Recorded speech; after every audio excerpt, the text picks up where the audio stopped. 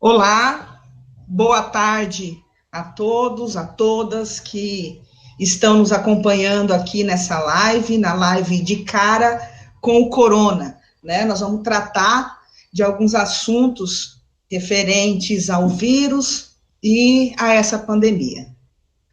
Meu nome é Luciana Melhorança, eu sou bióloga, professora do curso de Ciências Biológicas da UNEMAT, no campus de Cáceres. Aqui conosco estão os nossos convidados, o professor doutor Leandro Nogueira Presinotti, biólogo, o atual coordenador do curso de Ciências Biológicas da UNEMAT do campus de Cáceres, e também o professor doutor Lucas Silveira Lesse, biólogo, foi nosso colega durante alguns anos aqui no curso de Biologia, e atualmente ele é professor da Faculdade de Ciências Sociais e Humanas Sobral Pinto, em Rondonópolis. Bem-vindos, professores, a gente já de antemão agradece a disponibilidade de vocês de estarem aqui conosco, colaborando com essa live.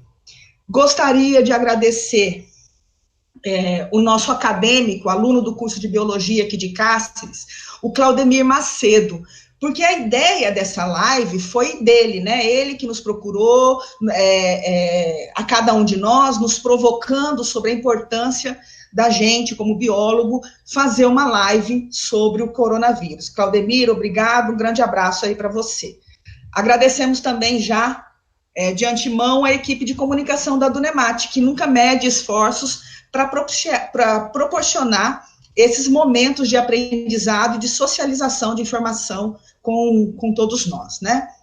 Antes de passar a palavra para os nossos convidados, eu gostaria de falar um pouquinho sobre o coronavírus e sobre a Covid-19, né? Então, eu começo falando sobre o que é essa Covid-19, que é uma doença causada pelo novo coronavírus, né, chamado de SARS-CoV-2.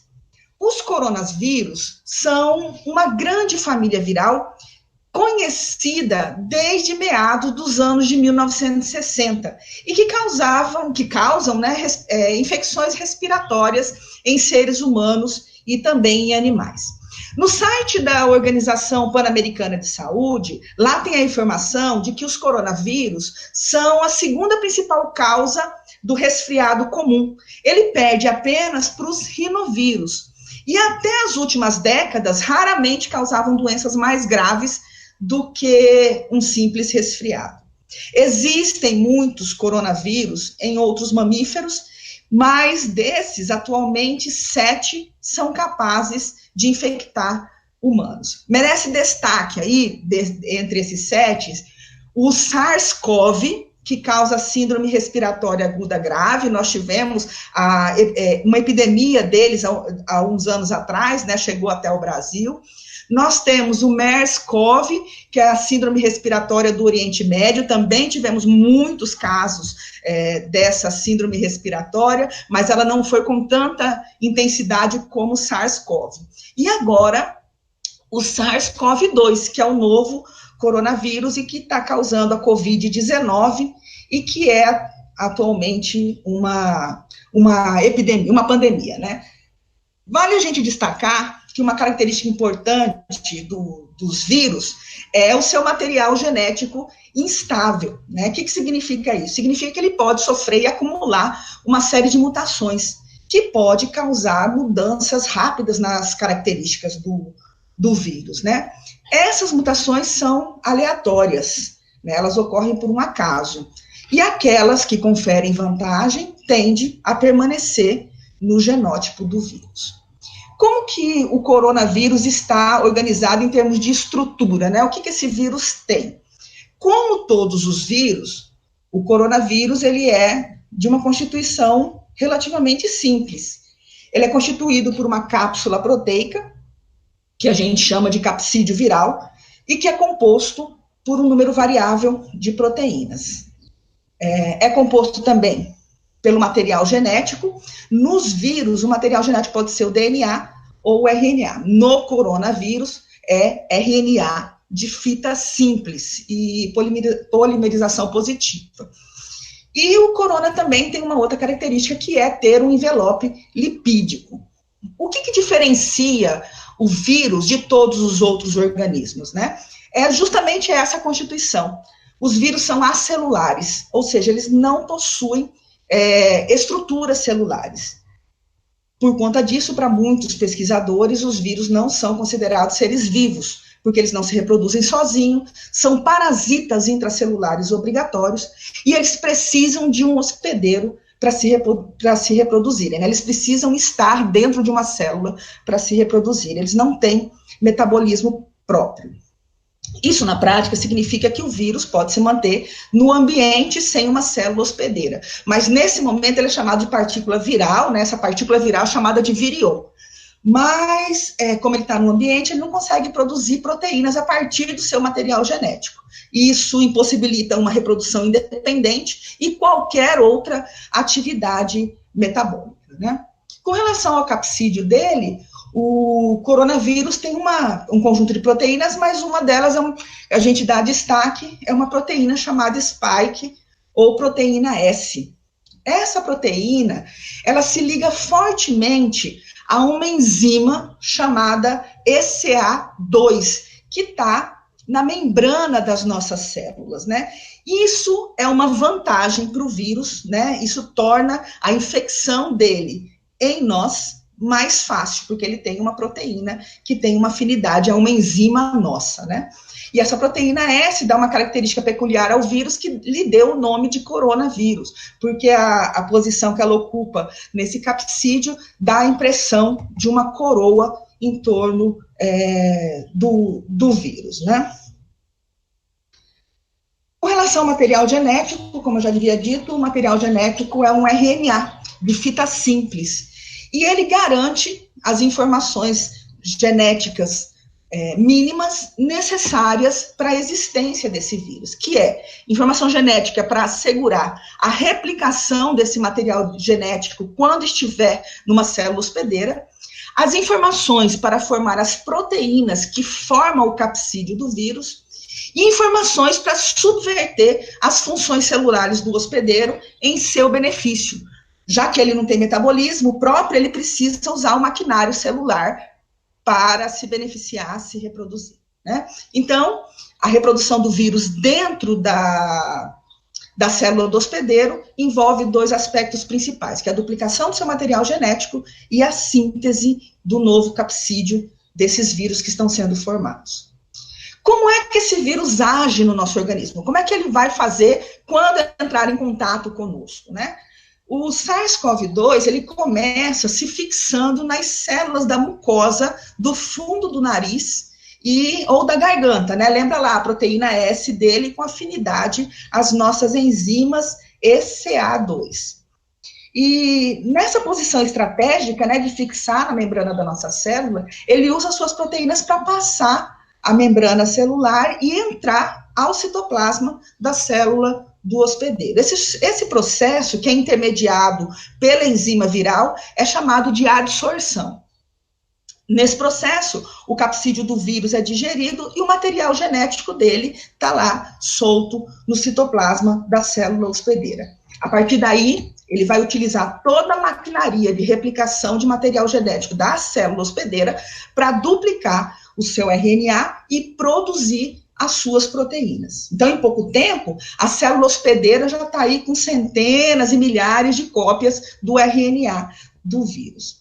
As informações genéticas contidas nesse RNA são traduzidas em proteínas, né, basicamente nas proteínas do capsídeo, né, e novos vírus começam a ser reconstituídos a partir daí, né, dessas centenas e milhares de RNAs duplicados, novos vírus começam a ser reconstituídos, e depois de prontos, eles são liberados da célula do hospedeiro por brotamento, né, e já vai adsorver nas células vizinhas, né, então eu já tinha uma quantidade, eu tomei contato com o coronavírus em baixa quantidade, agora meu organismo começa a produzir novos vírus né, replicando esses novos vírus nas minhas células, né, e ele já começa a absorver as células vizinhas. Como o número de vírus aumenta no meu organismo, meu corpo começa a perceber a presença desse vírus e produzir uma resposta inflamatória, né, está ativando o meu sistema imunológico para combater esse invasor. E aí começa a surgir os incômodos disso, né, como dor de garganta, dor de cabeça. Se o meu sistema imunológico não dá conta de conter essa proliferação do vírus, eles passam para os tubos brônquios. E a sua replicação vai dar origem às inflamações da mucosa que reveste estes tubos, causando uma irritação, provocando tosse. Se a resposta inflamatória se intensificar, a pessoa vai começar a desenvolver outros sintomas, entre eles febre.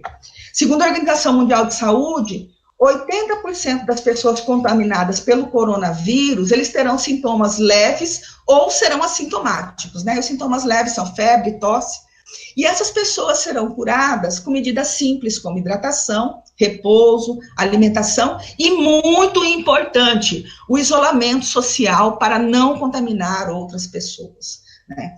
14% terão sintomas mais graves, como falta de ar, dificuldade de respirar, febres mais altas, e vão precisar de um atendimento médico. E 6% ficarão em estado grave, desenvolvendo insuficiência respiratória, que pode levar à morte.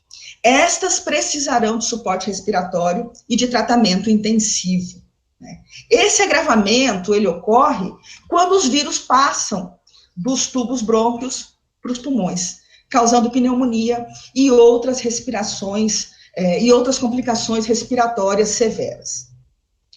É importante destacar que até o momento não há vacinas e nem um tratamento específico para o Covid-19. Por isso é muito importante seguirmos as recomendações da Organização Mundial de Saúde para a prevenção do vírus. E até o momento não foi encontrado ninguém que seja imune ao coronavírus, ao SARS-CoV-2, né? Então, reforçamos a importância da prevenção.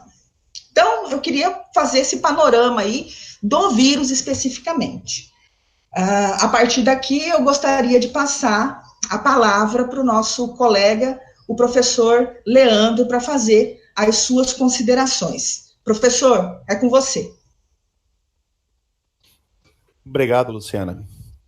Então, dentro desse contexto que a Luciana falou, ela encerrou falando que não haveriam pessoas previamente já imunizadas para o coronavírus, diferente do que acontece com outros vírus que já existem dentro da nossa espécie.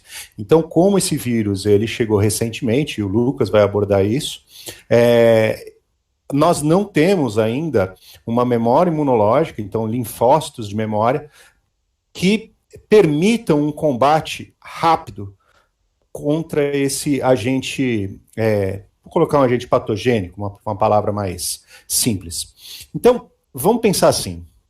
Então, nosso sistema imunológico tem que reagir, porque ninguém está previamente imunizado. Além do sistema imunológico tem que reagir, o vírus, ele pode progredir tão rapidamente que o sistema imunológico não vai ter condições de combatê-lo na mesma velocidade, com a mesma intensidade, e levar a pessoa a óbito, tá certo?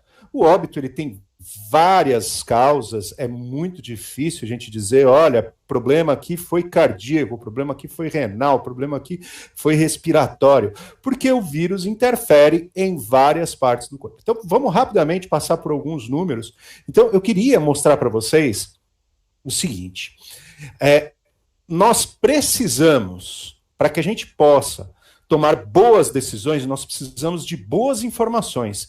E isso é uma condição muito importante. Porque senão nós vamos tomar decisões baseadas em achismo, e decisões baseadas em achismo podem incorrer em aumento no número de casos, aumento no número de óbitos. Qual que é a decisão? Não sei, não estou dizendo qual que é a melhor decisão. Eu estou simplesmente dizendo, precisamos acessar dados de qualidade. As informações, elas precisam ser de qualidade. Então eu vou mostrar para vocês aonde buscar algumas informações e como olhar um pouquinho essas informações. Não vou explicar o fenômeno das informações em si, isso aí vai ser tema da live de amanhã com a Eliane Gnott e com o professor Lescano, tá certo?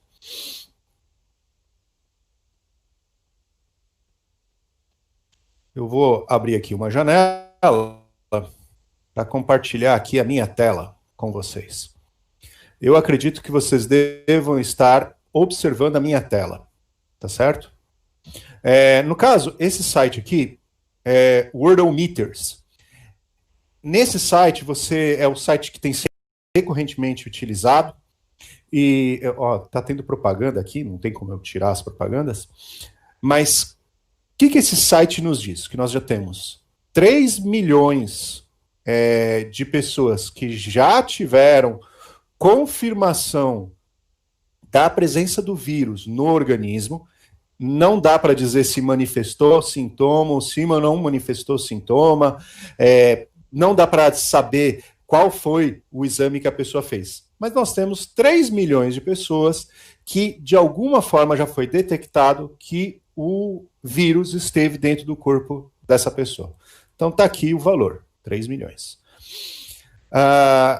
De mortes, nós já tivemos no mundo 213 mil mortes. Bem, se a gente imaginar que esse vírus ele deve ter ingressado na humanidade por volta de novembro, dezembro, então eu vou somar novembro para ser generoso, então nós temos novembro, dezembro, janeiro, fevereiro, março, abril. Em 6 meses, 200 mil mortes.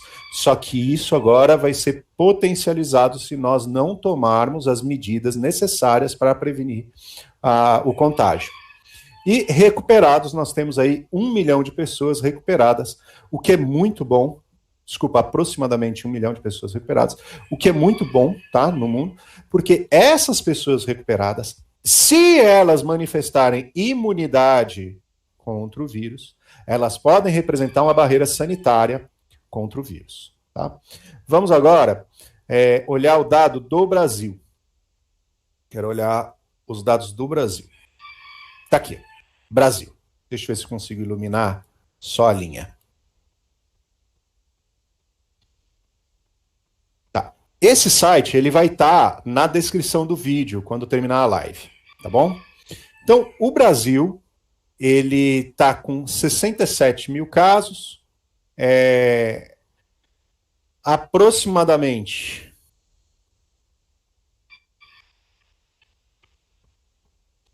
aqui, total de mortes, 4.600 mortes, aproximadamente. Esses números divergem um pouquinho de uma plataforma para outra, tá?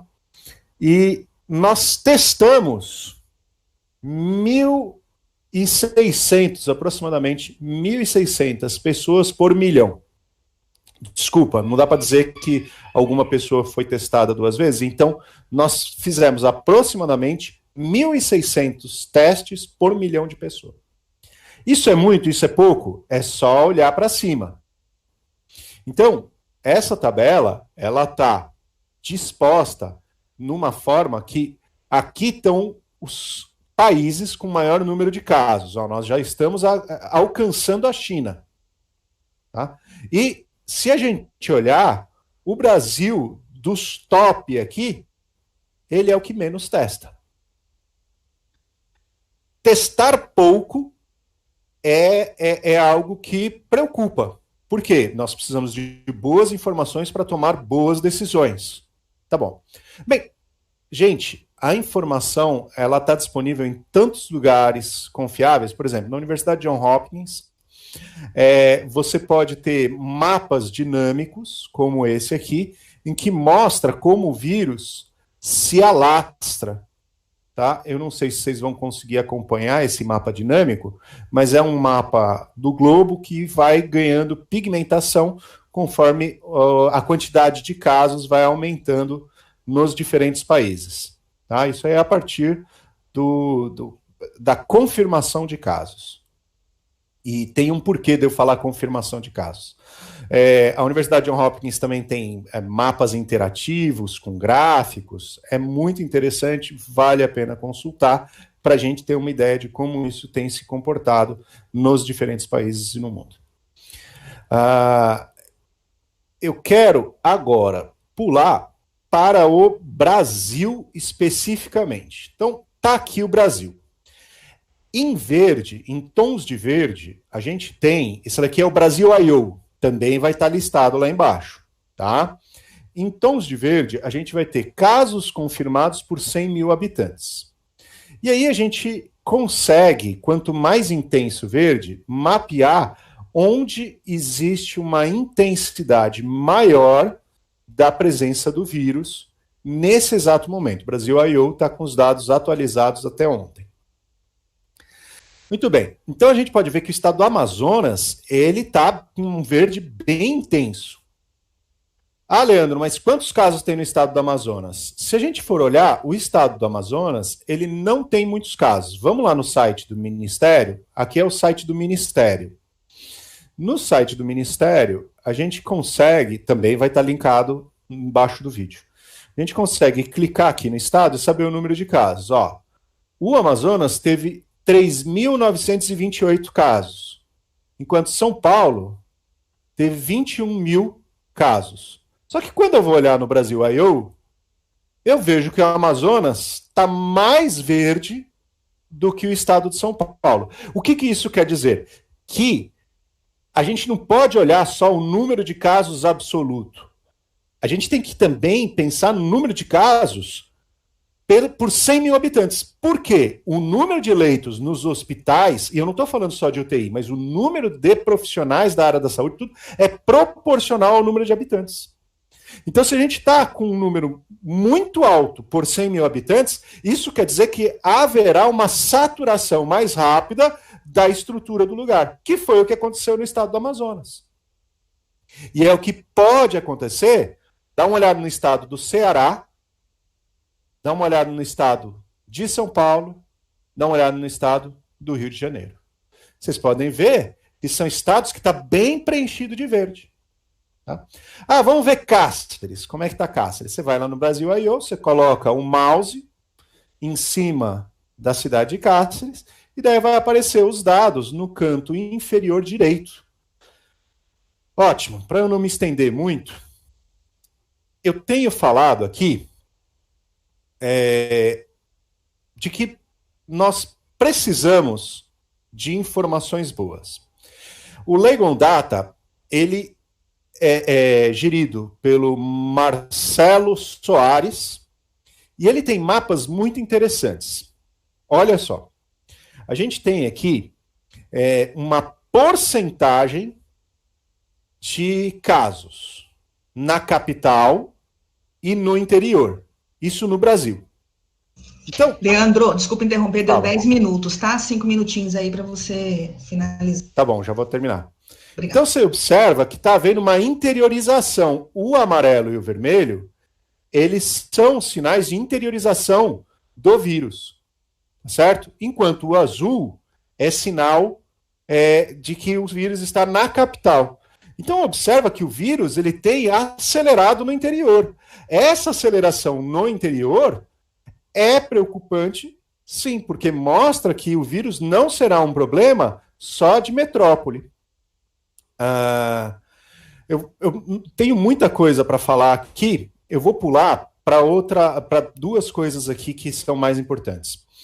Uma é, Leandro, como é que a gente pode acompanhar a subnotificação dos casos? Porque você está falando, isso aí é só números confirmados e tal. Bem, os cartórios, ele tem o serviço de transparência do registrocivil.org.br. Nesse serviço, dá para a gente rastrear como estão os óbitos. Vamos olhar os óbitos no Amazonas do dia 16 de março até 14 de abril. Eu vou tirar aqui um dos tipos de óbitos, e aqui estão os óbitos de Covid, síndrome respiratória aguda grave, pneumonia, insuficiência respiratória, septicemia e mortes indeterminadas ligadas ao aparelho respiratório. Dá uma olhada na diferença que tem no ano 2020 para o ano de 2019. Então, pelos cartórios, a gente pode mais ou menos visualizar alguma coisa em termos de subnotificação. Então, acompanhar os números do cartório é bastante interessante. E por fim, para eu terminar, eu queria mostrar para vocês, eu não vou conseguir mostrar os dados do Estado, mas os dados do Estado vocês conseguem pegar, vocês conseguem pegar no site da Secretaria Estadual de Governo, tá? São de muito fácil acesso. Eu queria mostrar aqui, ó, os casos de síndrome respiratória aguda grave, tá certo? Por semana epidemiológica. Então, observa que essa linhazinha verde, não sei se está fácil de observar, ela está muito acima das linhazinhas azuis.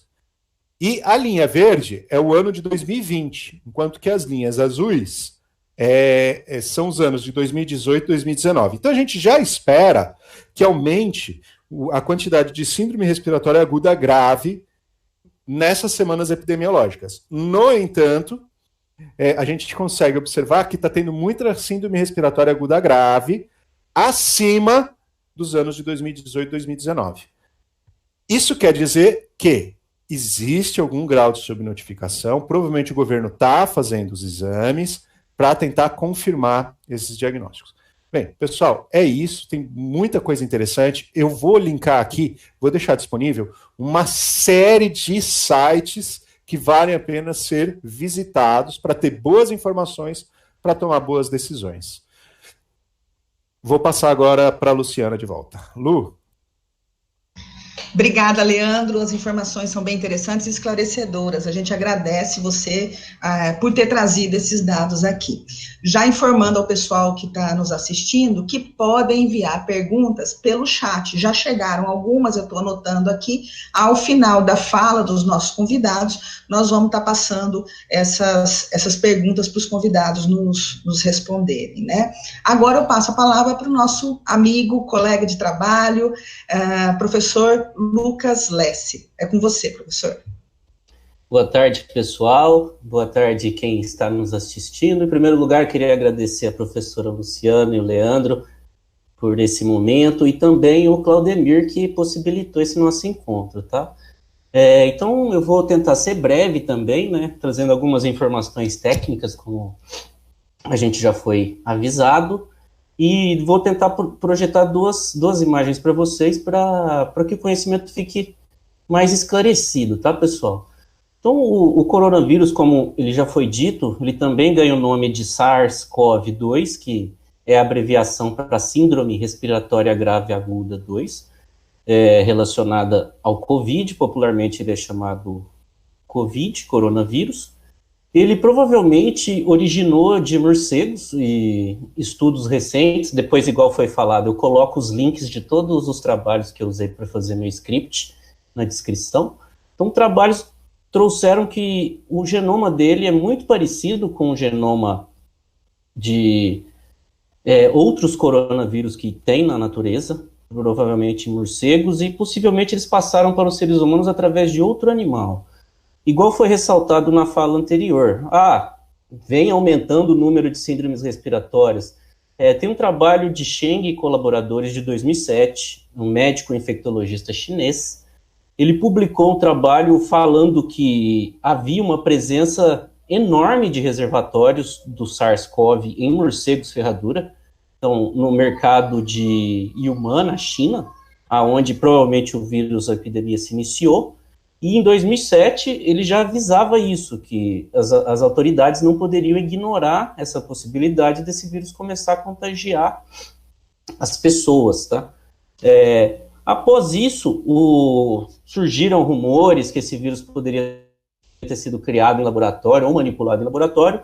O pessoal da USP aqui de São Paulo, Brasil, foi o primeiro laboratório, mesmo devido a algumas outras questões, eles conseguiram decodificar todo o genoma do COVID, viram que o genoma dele não é muito grande, tem só 30 mil pares de base, em comparação, por exemplo, ao nosso, que tem 3 bilhões, e conseguiram observar que o genoma era bem parecido dos COVIDs ocorrentes em morcego, porém, eles observaram uma mutação, que era uma mutação específica para o vírus conseguir adentrar células humanas. Então, a teoria mais plausível embasada em dados científicos, é que esse vírus surgiu na natureza, sofreu uma mutação devido às condições sanitárias locais onde se encontravam esses animais e acabou por atacar seres humanos, tá? Então, a origem desse vírus, ela praticamente é zoonótica,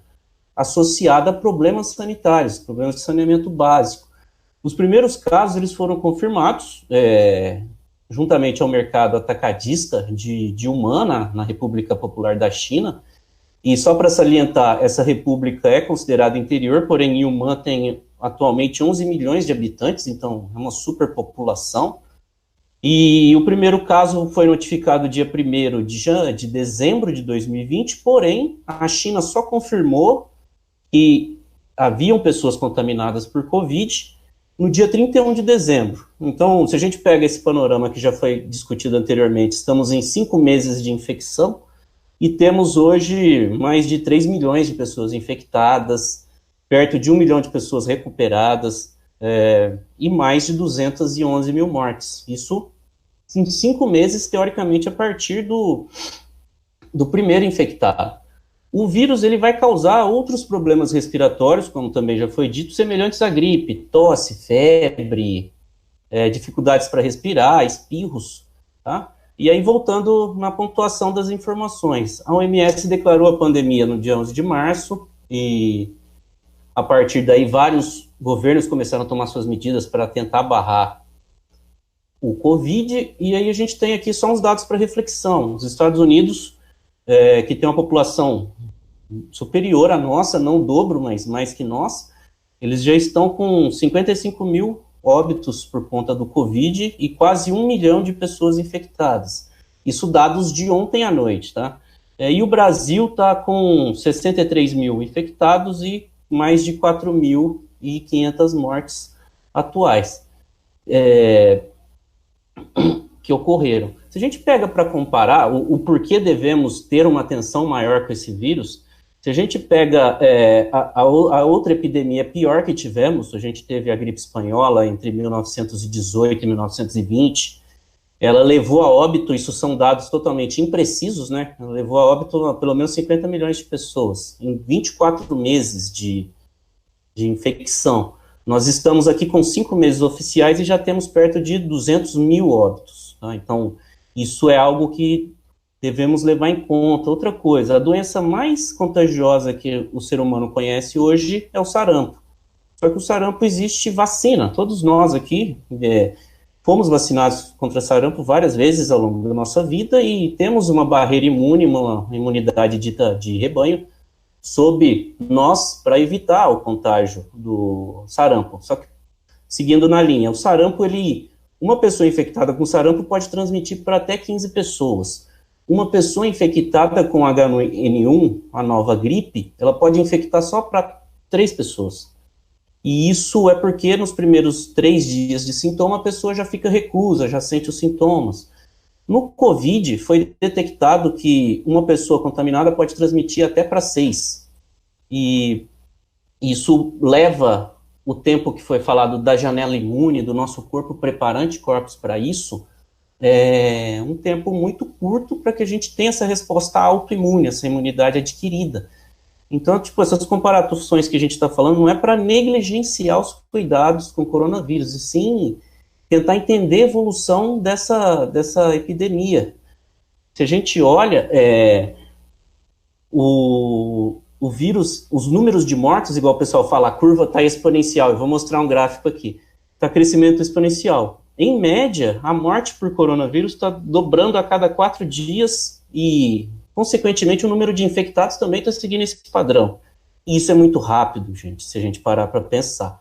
Outra coisa que eu gostaria de trazer aqui para reflexão, a evolução da doença ela é tão rápida que muitas pessoas já por outras síndromes respiratórias ocupam leitos de hospital e a Covid, em muitos casos, está levando as pessoas a ocuparem leitos de hospital. Então, isso está levando a um número de óbitos muito superior ao relacionado, porque as pessoas poderiam se curar se tivessem um tratamento. Atualmente, a porcentagem de mortalidade pelo OMS, que foi feito mês passado do Covid, do novo coronavírus está em 3,4. Isso provavelmente é muito subestimado, visto que muitas pessoas, em alguns lugares, como aconteceu na Itália, Espanha, está acontecendo nos Estados Unidos, eles foram a óbito sem sequer ter a chance de tratamento. Então, isso está caindo na conta também aqui da pandemia. E o número, só para a gente pegar aqui em conta, o número de infectados da H1N1, ele foi em média de 300 mil pessoas em 18 meses, o que levou a óbito pouco mais de 200 mil pessoas. Se a gente compara também aqui a Brasil, pegando os dados do boletim epidemiológico da Secretaria de Vigilância Sanitária, a dengue, ela matou em 2019, ela matou em 12 meses, 754 pessoas. O Covid matou agora no Brasil em 2 meses, 4.500. Então, a gente já tem um sistema de saúde que, às vezes, nem sempre está funcionando muito bem, e agora vai receber esse fluxo de pessoas infectadas. Outra informação também, em 2019, as síndromes respiratórias no total causaram 4.900 mortes. Dentre essas síndromes tem H1N1, gripe comum, e só de gripe comum nós temos o número de 833 óbitos no ano passado. Então, em 12 meses, a gripe comum levou a óbito 833. Aí eu volto a repetir, em 3, 4 meses aqui, nós já temos esse número de 4.500 mortes, mais de 4.500 mortos. Então, uma coisa que a gente tem que pensar é como barrar a velocidade dessa propagação, como diminuir essa curva, tá?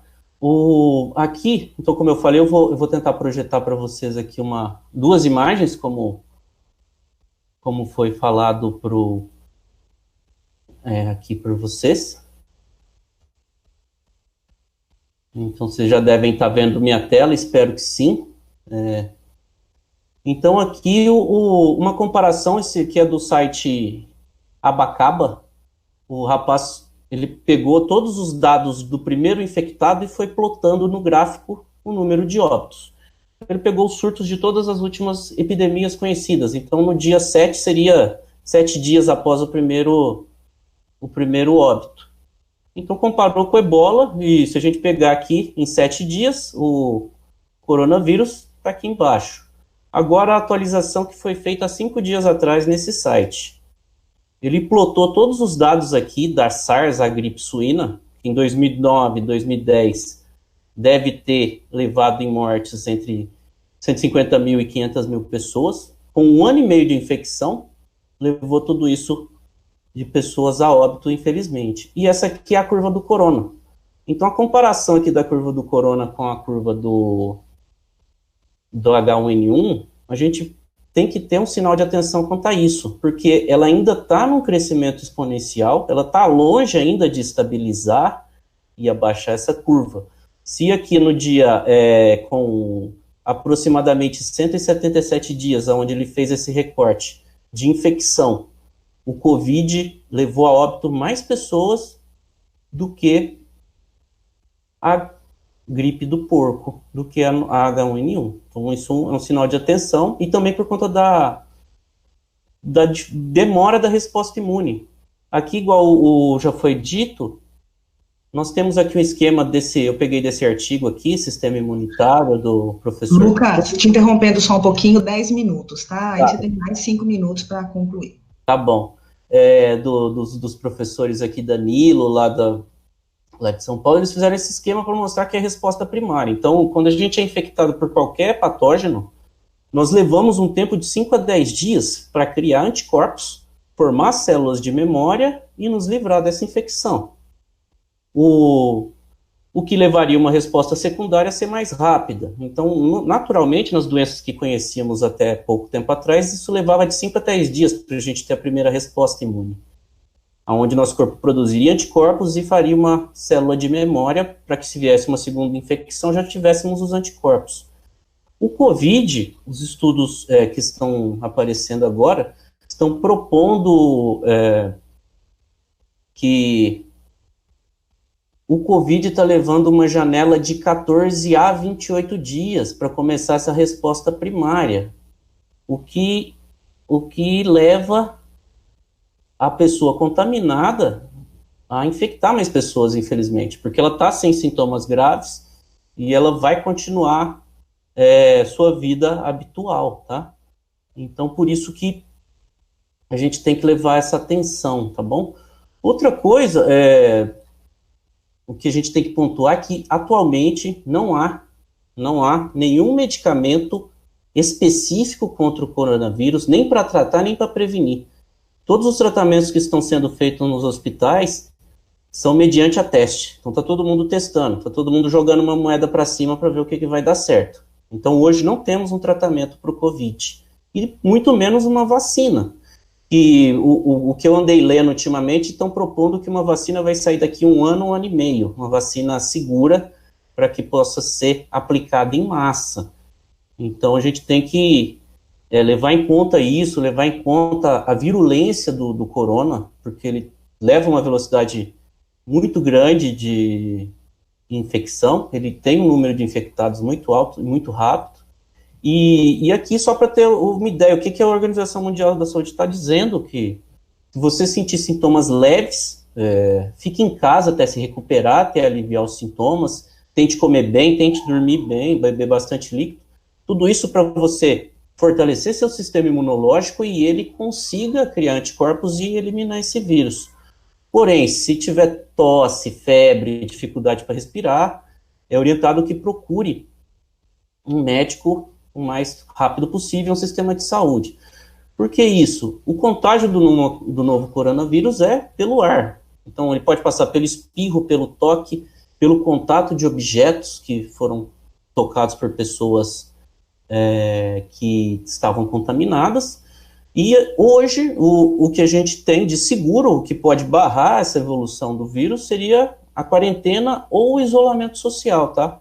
Porque tem uma diferença, o isolamento social é o que a gente está fazendo, deixando de sair à toa. E a quarentena é algo forçado pelo governo, onde ninguém pode sair de casa até cessarem os casos de infecção. Então a gente está num isolamento social.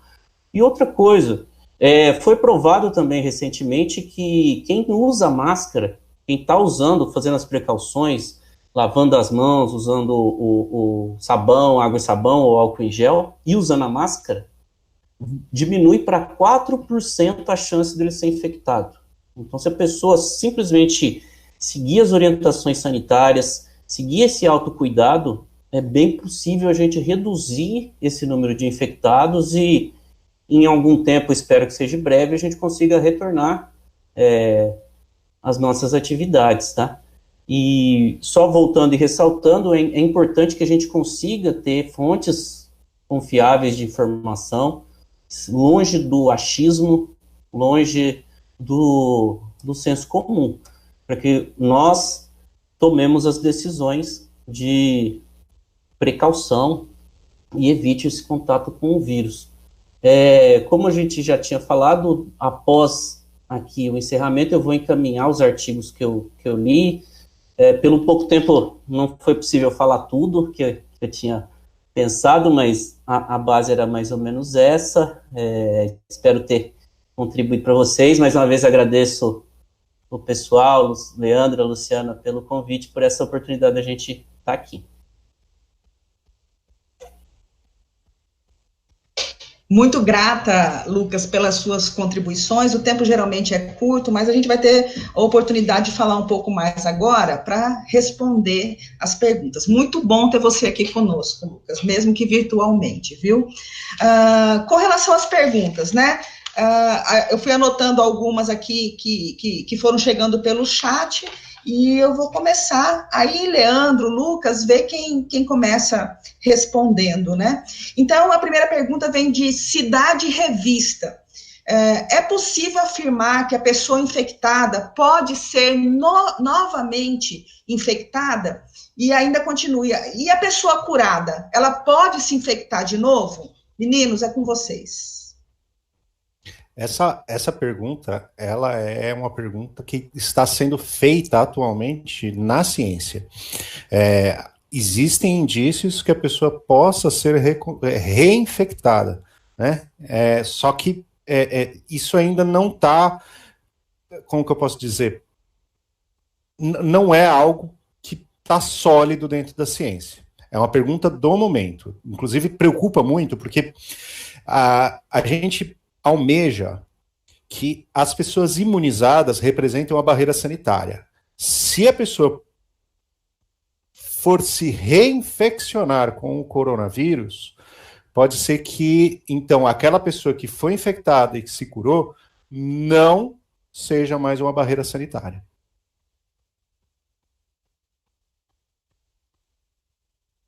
Lucas, quer complementar alguma coisa, falar alguma coisa sobre isso? E também para complementar que na Coreia do Sul já teve casos de pacientes que foram curados e reinfectados. Agora eu não me lembro ao certo caso, mas já tivemos esse caso. E, infelizmente, se esse vírus se comportar como o vírus da gripe e seus parentes taxonômicos, é bem provável que ele sofra mutações e possivelmente daqui, sei lá, alguns anos, ele continue ainda por aí no ambiente. Só que se a gente conseguir desenvolver um tratamento eficaz, uma vacina eficaz, creio que poderemos retornar à nossa vida quase que normal. Ainda continuando, né, com a Cidade Revista ainda pergunta, né, quando indicado para começar o tratamento. Tratamentos mais cedo têm maiores possibilidades de cura?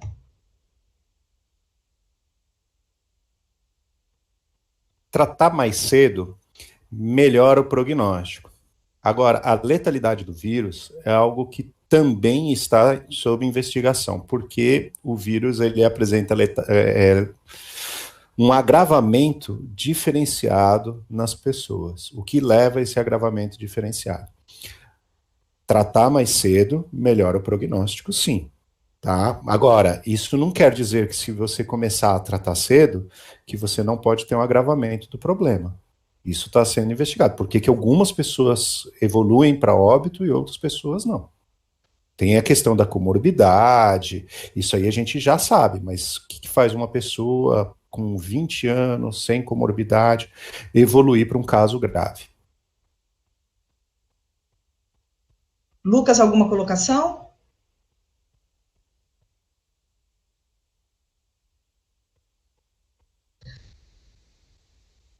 Lucas, teu microfone está desligado. Eu corroboro toda a fala do Leandro, que sim, quanto mais cedo for diagnosticado, melhor para a recuperação, para iniciar os tratamentos. Porém, a Organização Mundial da Saúde está orientando que, se forem sintomas leves, para o pessoal ficar em casa e evitar de superlotar os sistemas de saúde. Mas acho que a gente tem que aguardar também mais conhecimento sobre essas questões. Beleza. Leandro, como você falou com a questão de comorbidade e outras coisas associadas à morte por coronavírus, aí eu já entro na pergunta do Lucas Polizelli, que ele fala que verifica alguns casos de morte em pessoas não incluídas no grupo de risco. Existe alguma hipótese sendo investigada, né? Eu acho que vai na linha do que você acabou de falar, então, se quiser complementar. É muito difícil afirmar alguma coisa, inclusive porque, como a gente está falando para o público em geral, isso aí pode gerar até um grau de ansiedade. Está sendo investigado. Assim que tiver informações mais sólidas, porque as informações ainda são muito incipientes, né? Assim que tiver informações mais sólidas, aí certamente isso aí será socializado, inclusive pelo próprio Ministério, pela própria Secretaria Estadual de Saúde. Quem mais pode pertencer a esse grupo de risco? A questão da comorbidade é uma certeza. Beleza, obrigada. Com relação aos dados de mortes por coronavírus, né? Cidade Revista pergunta: as mortes por coronavírus não estão misturadas com notificações de outras mortes? E deixa eu ver, tem mais uma aqui. Tá, acho que com relação à morte. E a Cidade Revista também. O número de infectados e mortes pelo Covid-19 não é estatisticamente pequeno comparado com outras epidemias. Então, duas coisas.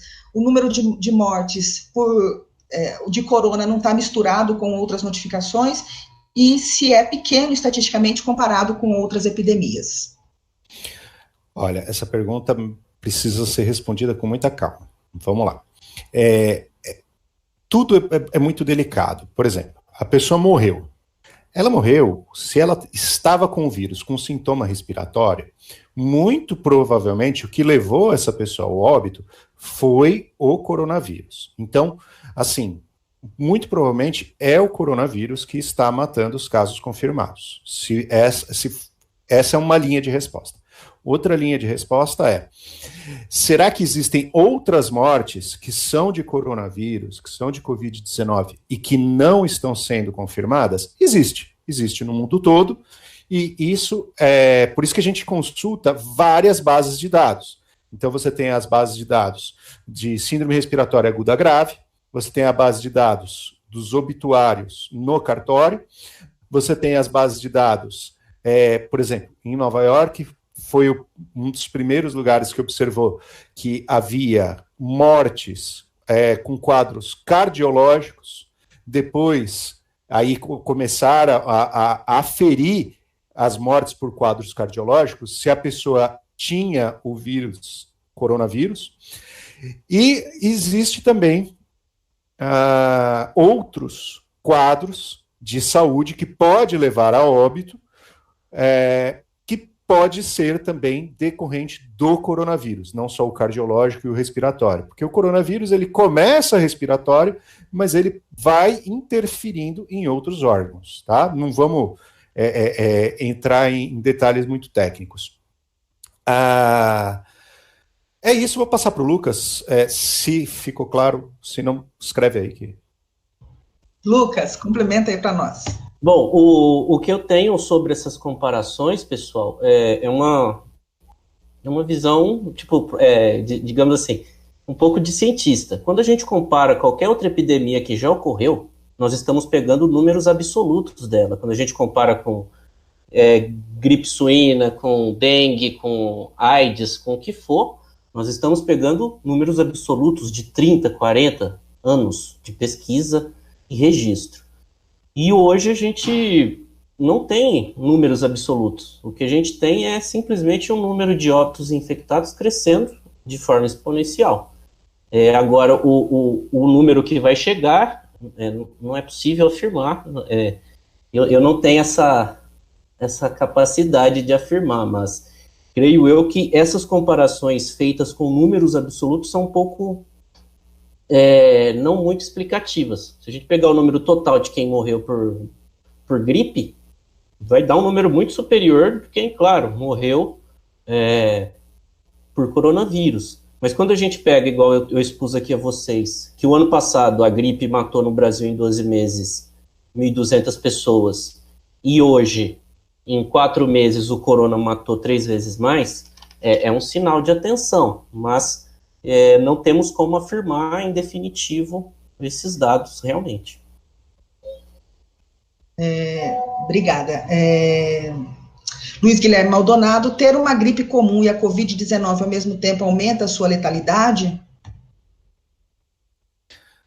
Você esquivo da mesma forma, Luiz Guilherme. É muito difícil a gente abordar o prognóstico. Esses prognósticos são muito individuais. Então, a gente orienta. Por exemplo, uma coisa que eu vejo às vezes a pessoa espera muito tempo para ir fazer exame, ou ir para um ambiente controlado para um acompanhamento médico. Então, não pode esperar tanto tempo. Outra coisa, como que a pessoa vai sacar se ela está com gripe ou se ela está com Covid, sabe? É uma coisa assim... também um pouco problemática. O que eu posso te dizer sem dúvida nenhuma, ter mais de uma infecção concomitantemente é ruim em qualquer infecção. Não é para a Covid, para qualquer infecção ter mais de uma infecção. Agora, veja só, infecções secundárias elas podem ocorrer como consequência da fragilização do organismo por conta do Covid. Então, isso é uma coisa que você tem que levar em consideração. Porque você começa com os sintomas do aparelho respiratório, tá certo? Eu até queria enfatizar que, por exemplo, coriza, rinorreia, ela é menos frequente no Covid. Então, não fique esperando o nariz escorrendo, tá? O que não quer dizer que nariz escorrendo não aconteça no Covid, ele é menos frequente. O Covid está mais relacionada com comecinho de dor de garganta, aí vai para falta de ar. Os sintomas são um pouco diferentes da gripe. Tá certo? E é isso, eu acho que já respondi, não vou me estender mais. Lu, só um pedido. Eu queria falar de duas coisas, uma relacionada diretamente às aulas na universidade e outra sobre a queda da curva. São duas coisas que eu não posso deixar passar, mas em outro momento eu falo. Tá, beleza. Vamos só responder essas perguntas aqui. Já estamos aqui no final delas, né? E aí a gente passa para as palavras finais, e aí você pode estar colocando essas importantes informações que você tem, tá? Ed Wagner, em Mato Grosso, há casos de familiares questionando a causa das mortes. No Brasil, há exame eficiente para corpos, né, para exumados, para pessoas que morreram? E por quanto tempo a carga viral permanece nesses corpos? Confesso que não sei por quanto tempo o vírus permanece vivo, ou digamos assim, de forma detectável, porque é muito difícil falar que um vírus é vivo, né? Eu não sei te dizer por quanto tempo o vírus permanece detectável nos corpos. Realmente me abstenho de responder isso aí. E a primeira parte da pergunta foi... Se tem exames eficientes para fazer nesses corpos, para detectar se morreu por Covid. Por exemplo, morreu antes de ter tido tempo de fazer os testes. Olha, o que eu li em um dos artigos consultados, e agora é muito difícil saber quais são os artigos que eu consultei, mas que haveria formas de fazer uma aferição de órgãos, então numa eventual autópsia, ou amostragem de tecidos para histologia, né, para exame patológico, haveria condições de fazer uma aferição pós-morte, tá? Independente de constatar a presença do vírus. Agora, aquilo que dá certeza é o exame da presença do vírus. O restante é sugestivo. Lucas, alguma complementação? Eu concordo com tudo que o Leandro falou, e é muito difícil afirmar isso, e também é muito difícil resgatar essa informação em uma pessoa que foi a óbito, visto a biologia dos vírus, que eles tendem a infectar uma célula e aí usar o maquinário da célula para se reproduzir. Então, fica um pouco difícil e impreciso a gente afirmar isso. Beleza. Aqui, pergunta da Alessandra Morini. O risco do resultado falso negativo com relação aos testes rápidos poderá influenciar nas medidas de prevenção, como distanciamento social e todas aquelas outras práticas preventivas? Desculpa, Luciana, repete aí que eu perdi. O risco do resultado falso negativo com relação aos testes rápidos poderá influenciar nas medidas de prevenção, como o distanciamento social e as outras medidas? Com certeza. Agora, tem que verificar direitinho, porque as informações, elas são jogadas de forma... Eu vou usar uma palavra aqui, mas assim, talvez até precipitada na mídia.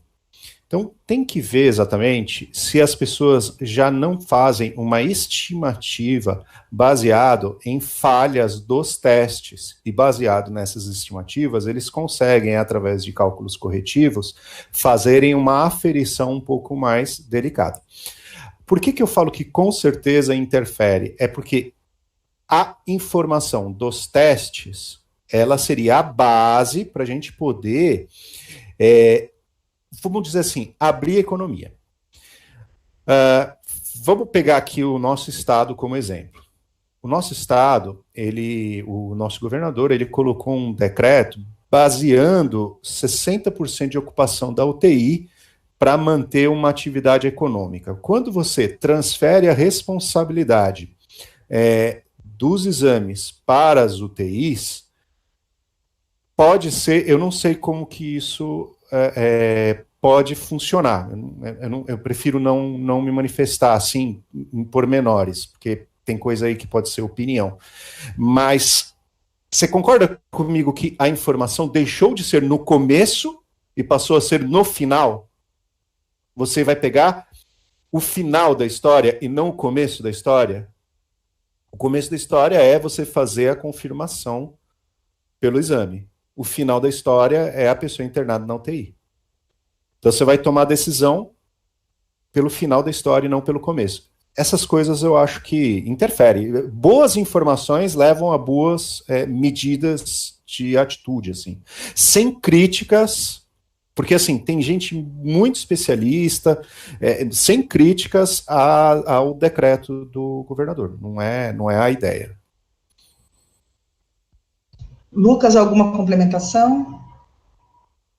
O que eu retorno e reforço é que, se possível, se a gente conseguisse fazer testes em massa para saber os reais números, para aí sim tomar decisões. Então, creio eu que se a gente conseguir desenvolver esses testes, conseguir fazer com que esses testes sejam feitos em massa, eu acho que a gente consegue retornar as atividades, retornar, igual tão falado, da economia. Tem um exemplo de uma cidade no norte da Itália, próxima ao epicentro lá, que é uma cidade pequena, claro, próxima a 5 mil habitantes, agora depois eu tenho que reaver o nome da cidade. Todos os habitantes foram testados. E quem estava com vírus, quem deu falso ou positivo, enfim, foi isolado. E hoje a cidade está quase que retornando a seus padrões normais. Então, acho que quanto mais informação tiver sobre isso, quanto mais pessoas forem diagnosticadas ou não, que as pessoas lá, os gestores, deveriam tomar suas decisões. Beleza. O Dimas está perguntando por que o vírus ataca algumas pessoas de forma tão letal que qualquer tipo de tratamento não dá certo, e em outras a pessoa nem são assintomáticas, né? Por que essa diferença? Então, Luciana, é aquela resposta esquiva que eu já comentei em outros momentos, que é muito difícil você aferir um porquê do vírus ser tão agressivo em pessoas sem comorbidades. A comorbidade já é uma certeza, é um consenso. A questão tá bom, a pessoa é saudável, não tem nenhum tipo de comorbidade, por que ela sofre agressivamente? Isso ainda não é um consenso. Beleza. Lucas Polizelli, existe a possibilidade do Covid causar alguma patologia sistêmica além da respiratória? Existe, ele vai interferir no aparelho respiratório, vai interferir em aparelho renal, em aparelho circulatório, ele vai interferir, inclusive, a parte de sistema nervoso. Sempre? Não sabemos. Agora, veja só, uma coisa que vale a pena pensar a Zika, quando chegou no Brasil, não se fazia ideia das consequências da Zika para a microcefalia.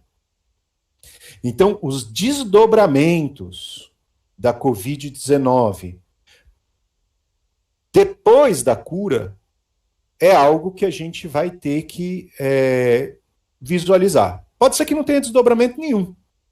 Pode ser que tenha o aumento de propensão a algum tipo de problema. Leandro, só complementando aí, agora eu me lembrei de alguns textos que a gente leu, a a proteína S do vírus tem uma afinidade com a enzima ECA2 das nossas células. E essa enzima, assim como está presente nas vias respiratórias, nas células das vias respiratórias, também está presente nos rins, no intestino, né? Então, abre portas para a possibilidade de outros locais de infecção tão grande quanto nas vias respiratórias, né? Então, é possível que possa desenvolver agravamento de outras situações aí, né? Lucas, alguma consideração?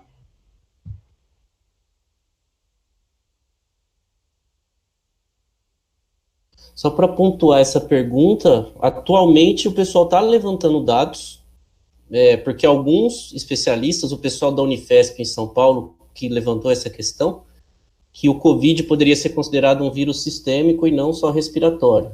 Só que, para isso, são necessários mais dados. Então, ainda atualmente não temos como saber. E só para complementar a informação da minha fala passada, a cidade na Itália se chama Vó, e lá tem 3.300 habitantes. Então, por isso foi possível o teste em toda a população. Nós temos aí umas 3 perguntas ainda, para a gente encerrar. Spliotti pergunta como o corona começou na China, o cenário atual da China servirá de orientação para o Brasil?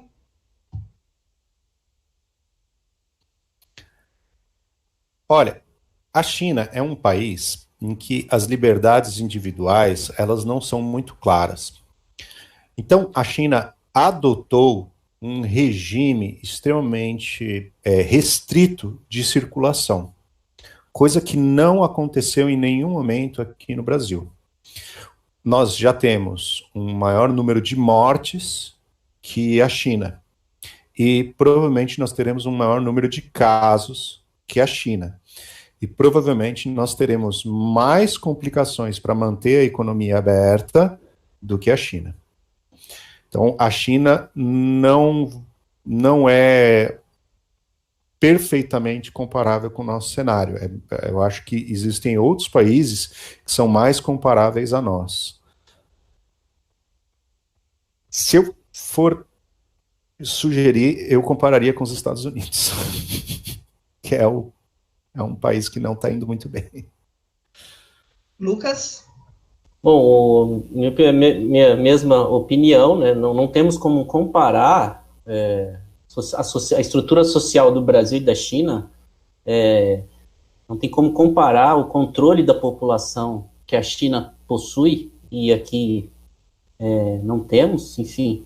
E só para salientar, né, falar a China, se a gente comparar o Brasil com a Índia, a gente vai ficar assustado, porque a Índia, pelos seus métodos pouco ortodoxos, conseguiu fazer o isolamento de 1 bilhão e 200 mil pessoas. Enfim, mas não dá para comparar. Aí nós temos 2 perguntas, tá? Vamos começar aqui com o Guilherme. Deixa eu achar. Guilherme Vargas, né? Por que não houve distanciamento social durante H1N1? É pela falta de protocolo de acompanhamento da Covid-19?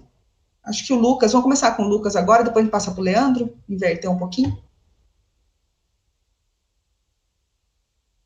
Bom, só respondendo a pergunta, eu vou começar do final, né? Então, realmente, não temos protocolo sobre o Covid-19, é muito recente. Também não temos a ciência de como o vírus se comporta nos diferentes ecologias, nos diferentes países, nos diferentes climas. Então, não temos não temos esse protocolo na Covid-19. Quanto a H1N1, tivemos, sim, isolamento social, fomos, sim, orientados a lavar bem as mãos, a lavar o rosto, principalmente quem morou em São Paulo nessa época, nesse período, 2009, 2012, então tivemos.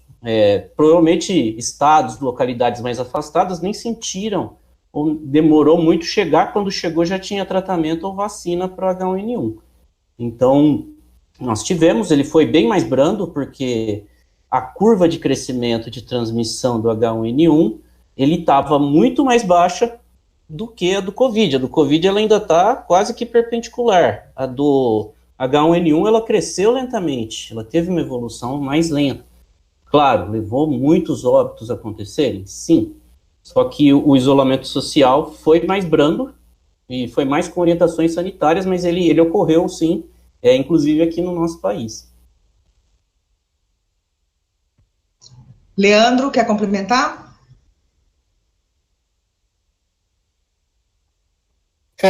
Eu vejo assim, tentar comparar a situação do H1N1 ou tentar comparar qualquer outra pandemia com o Covid pode nos levar a um erro. Por quê? Nós não somos gato escaldado. A Singapura é gato escaldado, China é gato escaldado, Coreia do Sul é gato escaldado. Eles já enfrentaram problemas sérios de epidemia. E o Brasil, nós tivemos poucas lições. Então, por isso que, assim, não adianta, a gente não teve essa experiência. Praticamente, a gente está tendo essa experiência pela primeira vez, depois, né, do desvendamento do agente etiológico, que é o vírus. Porque, mas teve a gripe espanhola. Tá, mas na gripe espanhola, o agente etiológico não estava descrito. E para encerrar nosso ciclo de perguntas, né? A perguntas do Dimas, do professor Dimas. O que seria esse teste em massa? Muita gente fala disso, mas não aponta o percentual a ser testado. O que seria um teste em massa que garantiria resultados qualitativos e significativos para uma gestão? Leandro, quer começar? Lucas abriu. Lucas, pode começar. O que eu observei até agora, o que eu andei lendo, seriam testar pelo menos 70% da população. Isso o que a OMS falou. O correto, o mais preciso seria se fosse possível testar 100% ou 99% da população. Isso daria aos gestores mais propriedade para tomar suas decisões. Mas se a gente pegar a porcentagem de testes que a gente está tendo aqui no Brasil, a gente está atrás até do Chile, de Cuba, enfim. Não vou entrar muito nessa discussão, mas a OMS está orientando que, se possível, testar 70% da população para aí sim tomar decisões de voltar às atividades econômicas e tudo mais. Leandro? Vou aproveitar a sua pergunta, Dimas, para mostrar uma coisa para ti. Deixa eu compartilhar minha tela. Aqui eu tenho... Aqui, ó. Índice de isolamento social. Existe esse site in loco, tá bom? Eu também vou linkar ele aqui embaixo, vou linkar tudo, tá? Nesse site in loco, a gente tem mais ou menos a circulação dos celulares no Brasil.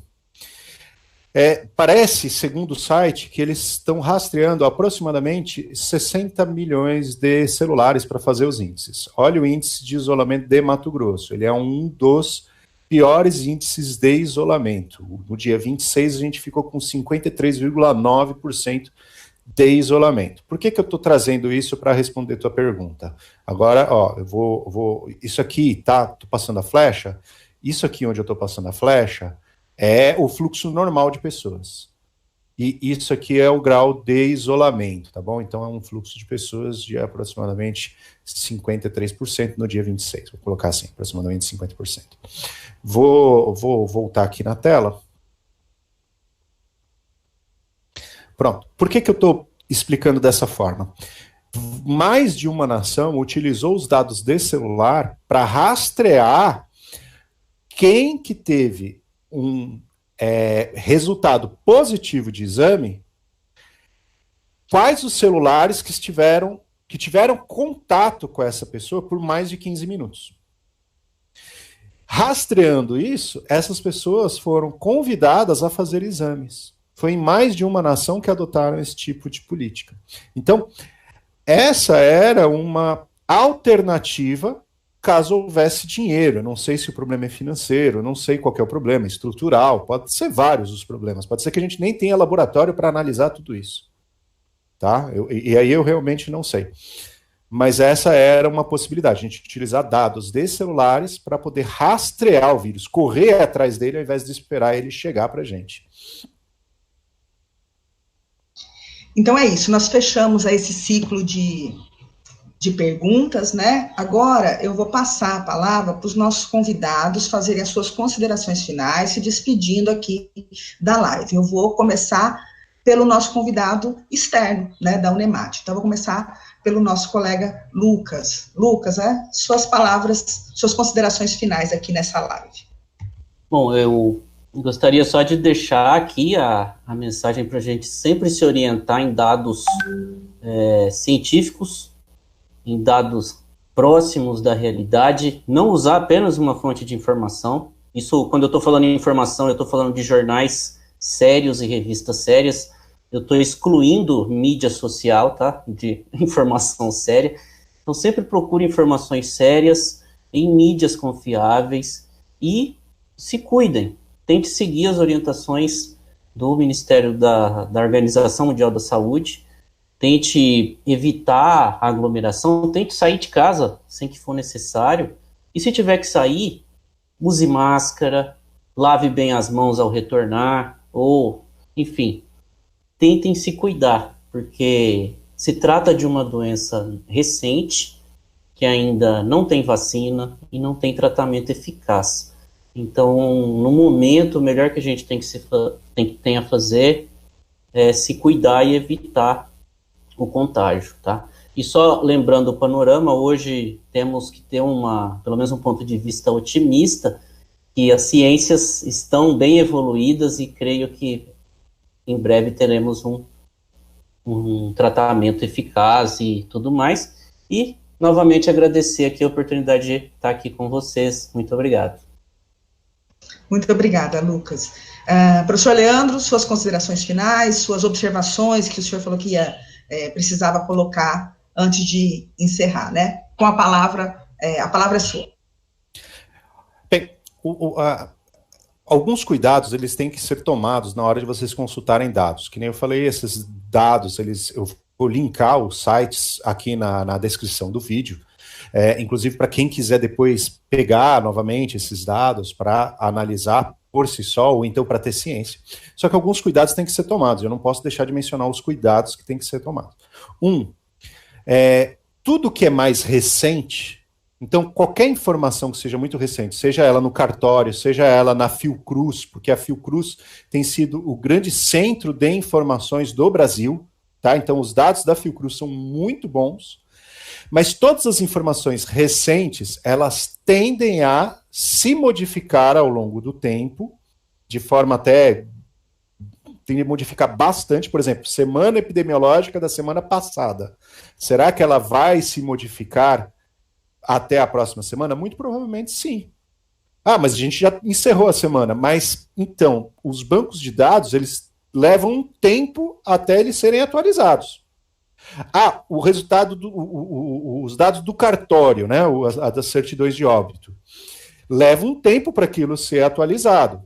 Então, sempre que vocês verificarem os dados, tenta verificar com uma semana atrás, 2 semanas atrás, que daí são dados que estão mais sólidos.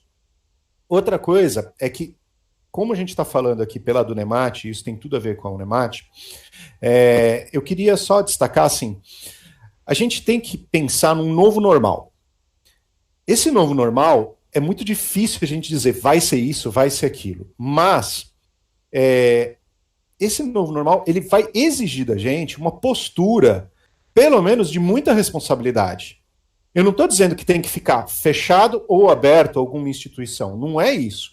Mas a postura que a pessoa, que todos nós cidadãos temos que ter em relação à pandemia, ela tem que mudar.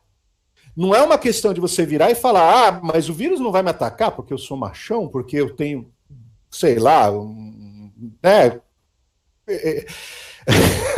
Veio uma coisa na cabeça, eu não posso falar.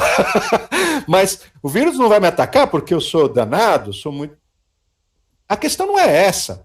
A questão é, existem profissionais que são profissionais essenciais que estão em exercício. esses profissionais essenciais têm que encontrar condições seguras de trabalho. E você é o mosquito da dengue hoje. Você é o dispersor. Então, assim, você tem que mudar de postura, porque eu te protejo e você me protege. Se você não entender isso, o que vai acontecer? Provavelmente, numa retomada da economia, esse vírus volta a aumentar a frequência dele na sociedade e a gente bloqueia a economia de novo. E agora não vai ser um bloqueio controlado, vai ser um bloqueio descontrolado. Era isso. Eu tinha mais algumas coisas para falar. Toma cuidado com sola de sapato do lado de fora da casa. Toma cuidado com ambiente fechado. Ambiente fechado não é adequado, tem que ventilar. Tchau, gente. Espero que tenha sido agradável. Leandro, Lucas, muito, muito obrigada, né, por compartilhar o conhecimento de vocês conosco. Gostaria de lembrar que amanhã, às 14 horas, nós teremos uma nova live sobre o coronavírus, né, o mesmo tema, mas com outra abordagem, que é os aspectos epidemiológicos, ações preventivas e opções terapêuticas frente ao vírus. Os debatedores serão a professora Eliane Notti, professor Alcione Lescano, professora Chayana Vilela, todos da Unemate, né?